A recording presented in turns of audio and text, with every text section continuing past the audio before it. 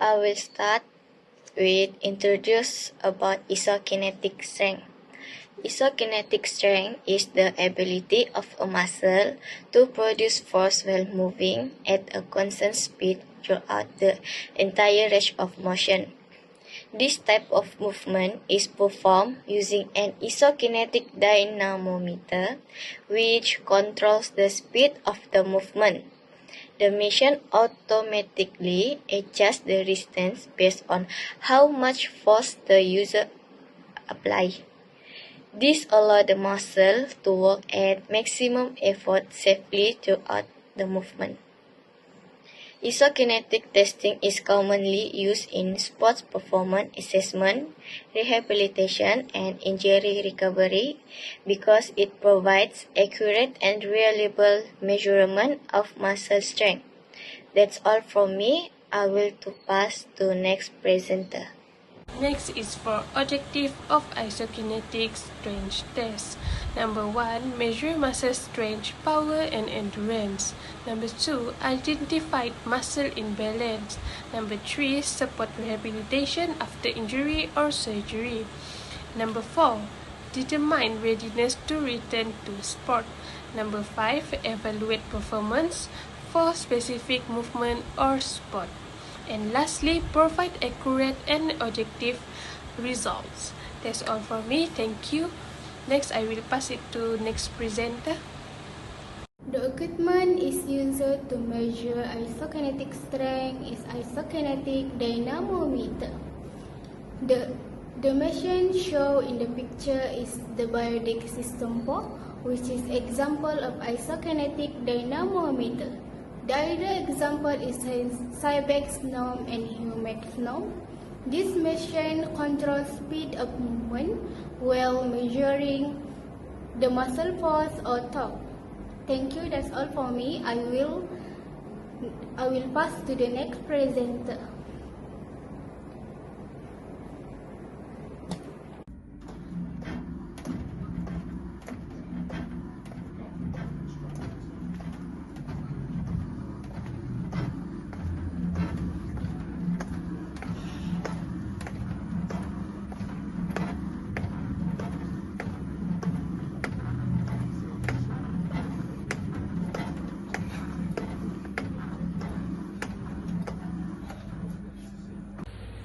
So I will explain about the video demonstration, which is the video shows an isokinetic strength test, which is the participant is seated and strapped securely to minimize the movement, and the leg is connected to the isokinetic dynamometer, which controls the speed of knee extension and flexion. The participant pushes and pulls as hard as possible while the machine provides accommodating resistance. So the test measures muscle strength, peak torque, power and endurance, making it very useful for rehabilitation, injury prevention and sports performance assessment. So that's all for me. Thank you. So next, I will explain the subject positioning and warm-up before the isokinetic knee stretch. First, for subject positioning, the participant sits upright with knee flexed at 90 degrees. So pelvic and thigh straps are secured to stabilize the body and prevent unnecessary movement during the test. The axis of rotation of the dynamometer is carefully aligned with the knee joint to ensure accurate measurement. And finally, the level arm length is adjusted according to the participant's leg length for the proper positioning. So before the actual test, the participant performs 4-10 submaximal repetition as warm-ups. This helps them become familiar with the movement and the resistance of the machine. After that, the participant rests for about 2 to 3 minutes before starting the actual isokinetic test. So that's all for the subject positioning and warm-up. I will pass to the next presenter. Next, I present about the isokinetic extension and knee flexion test. First, the participant was seated on the dynamometer chair and secure with strap across the chest, pelvis, and distal thigh to prevent unnecessary movement. The participant held the side of a chair for stability and the leg was attached to the dynamometer. Next, the dynamometer was aligned with the knee joint, while the table, chair, lever arm, leg, and leg position were adjusted and recorded. Before the actual test, the participant performed 4 progressive submaximal warm-up repetitions to become familiar with the movement and resistance. Next, the participants rested for 2 minutes before starting the test. After the rest, the participant performed 6 maximal knee extension and flexion repetition using the right leg. Uh, each extension was followed by 4 seconds interval before performing flexion. The participant rests for 30 seconds between repetitions.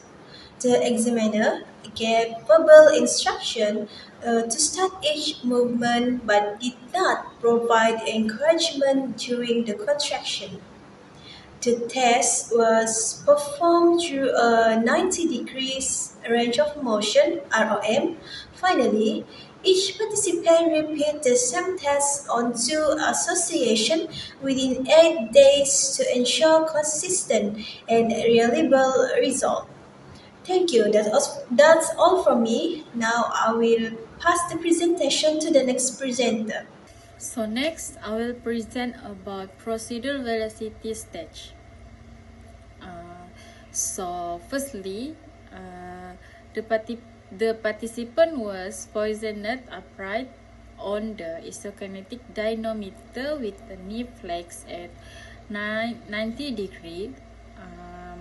The hip and thigh were stabilized using strap. The knee joint axis of rotation was aligned, and the lever arm was adjusted according to the participant leg length. So the participant performed a warm-up of 5 to 10 sub-maximal repetition at various speed, followed by 2 until 3 minutes of rest before the test. The velocity test was performed from the lowest to highest angular velocity.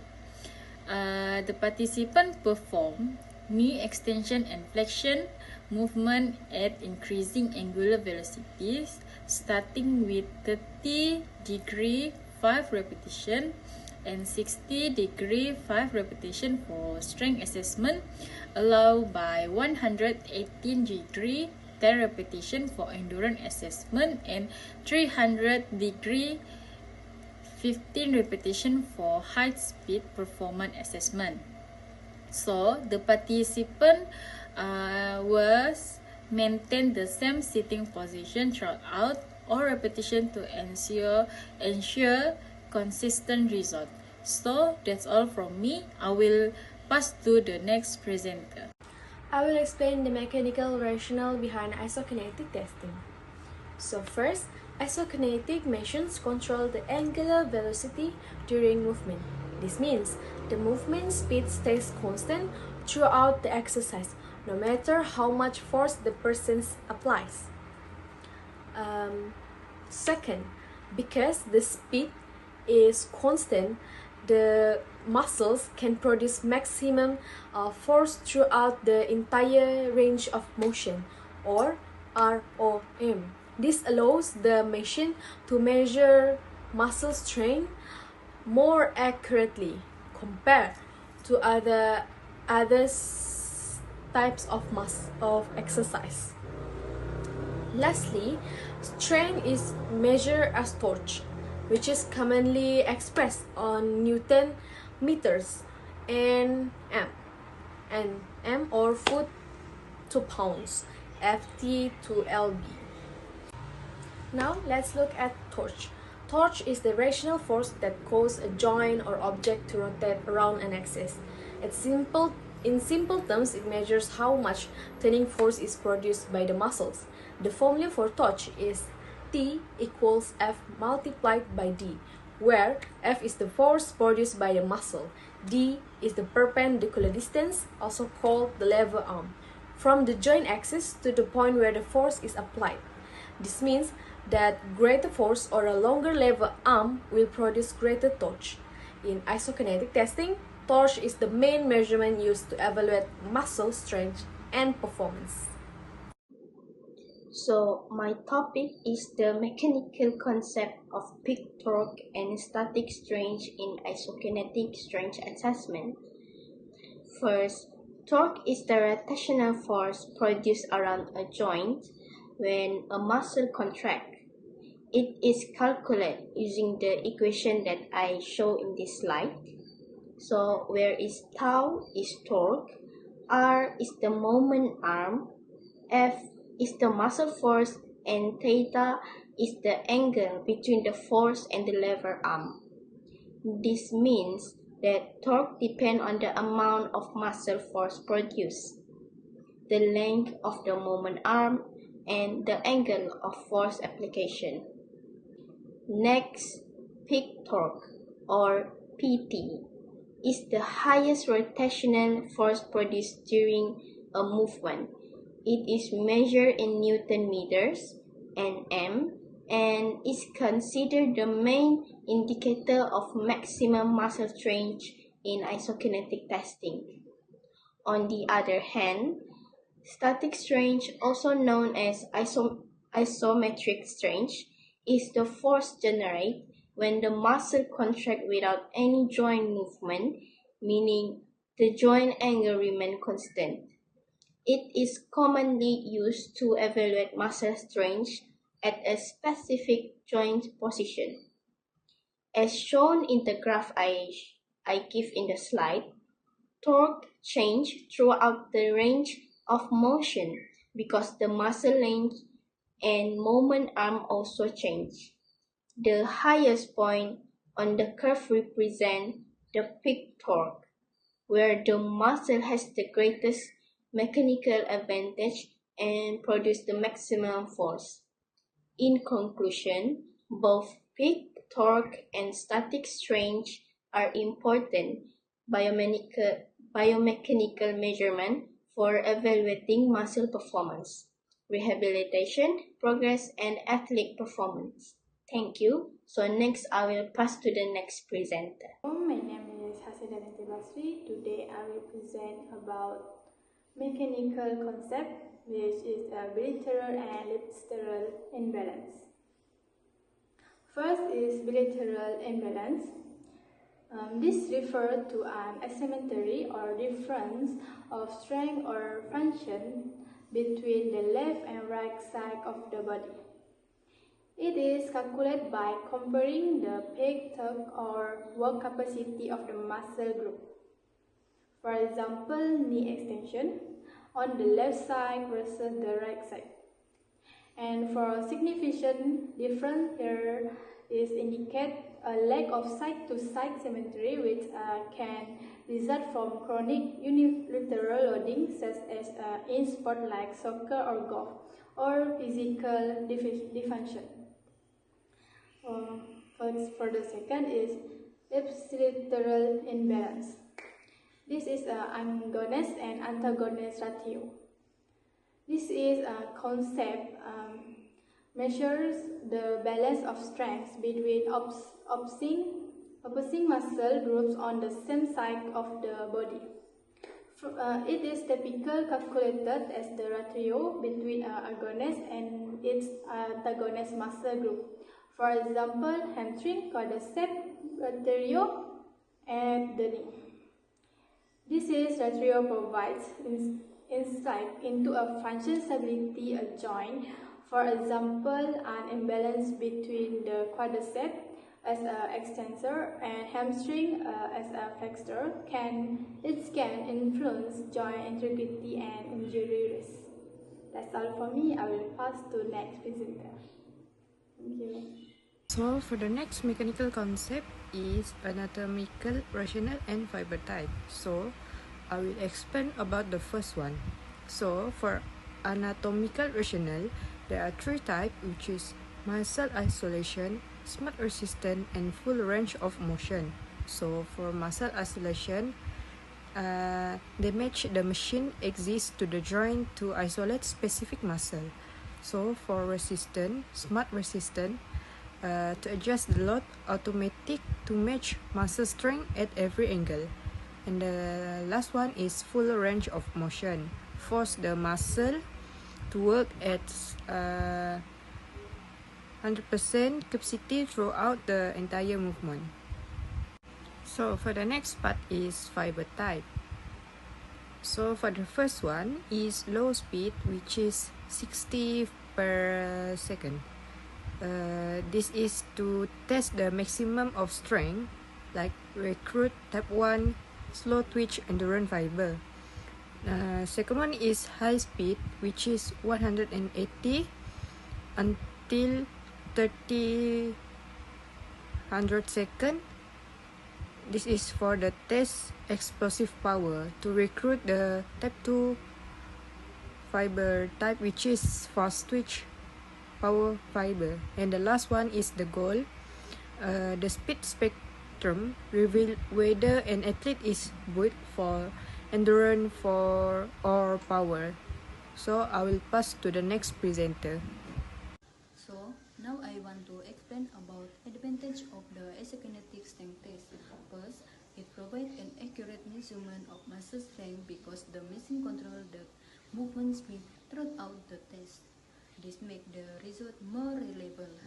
Second, it allows the muscle to produce maximum force safely at a constant speed. It is also useful for the strength training and rehabilitation because it helps identify muscle weakness and monitor improvement. In addition, the machine adjusts the resistance automatically, so the risk of injury is lower. It can also detect muscle imbalance between the left and right limbs. So finally, it provides reliable picture Q data, which measure the highest force produced by the muscle and help monitor an athlete's progress and recovery. So that's all for me. Okay, so up here we can see the result about the general differences in absolute and relative average knee isokinetic muscle power among men and women at various level of training adjustment. So now I will present the result of the study on isokinetic muscle power. So this finding show that strength and power athletes achieve the highest knee extensor and knee flexor muscle power, proving that regular strength and power training improve in the muscle performance. In contrast, physically inactive individual recorded the lowest absolute and relative muscle power, showing that inactivity weakens muscle function. Then women show the greater differences between training groups, while men differ mainly in relative muscle power.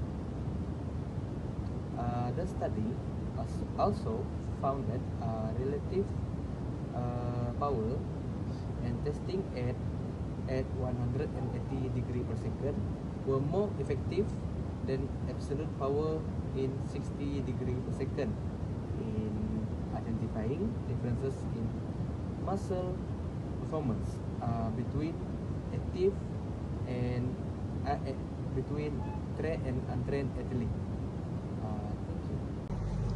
So for the relative muscle power is based on the table. Suppose the participant body weight supposed to 60 kg, and like I said just now, relative muscle power equal to average power divided by body weight. And then here is the average power is 180 divided by 60, and then we can get 3.0 watt per kilogram, and then the relative average power is 3.0 watt per kilogram. So based on this table, this is the calculation for the average muscle power. Average muscle power equal to P1 plus P2 plus P3 plus P4 and plus P5 equal to 5 because day is supposed to 5 repetition. So the calculation here is 170 plus 180 plus 175 and plus 185, and lastly is 190. Then after you edit that all repetition divided by 5 because the rate is 5. So here is 900 divided by 5, so the absolute average power is 180 watt. So for the formula for the average muscle power equal to total power of the repetition divided by number of repetition. And then for the relative muscle power equal to average muscle power equal to body weight. And then lastly is torque equal to F times D, where T is torque, F equal to force, and then D is equal to perpendicular distance. These formula are used to evaluate muscle power and mechanical force during isokinetic testing. Based on the finding of this study, we recommend 4 important improvements. First, proper subject positioning and stabilization should always be ensured during isokinetic testing. The participant knee joint must be correctly aligned with the machine axis, and the body should be securely strapped to minimize unnecessary movement. This helps improve the accuracy of torque measurement. Second, the warm-up and testing protocol should be standardized. All participants should perform the same warm-up using sub-maximal repetition while maintaining the same testing sequence. Rest interval, range of motion, and angular velocity. This recommendation help ensure that the results are accurate, reliable, and consistent across all participants. Next, we recommend selecting an appropriate testing velocity based on the objective of the assessment. Lower angular velocity are more suitable for evaluating maximum muscle strength, while higher velocities are better for assessing muscular power, endurance, and high-speed performance. Choosing the correct testing speed ensures that the results are relevant to the purpose of the assessment. Finally, isokinetic strength testing should also be used to identify muscle imbalance between the left and right lines. This information is valuable for designing individualized rehabilitation program, monitoring recovery progress, and determining whether an athlete is ready to safely return to sport. So, to conclude, isokinetic strength testing is an effective and reliable method for assessing muscular strength, power, endurance, and lower line performance.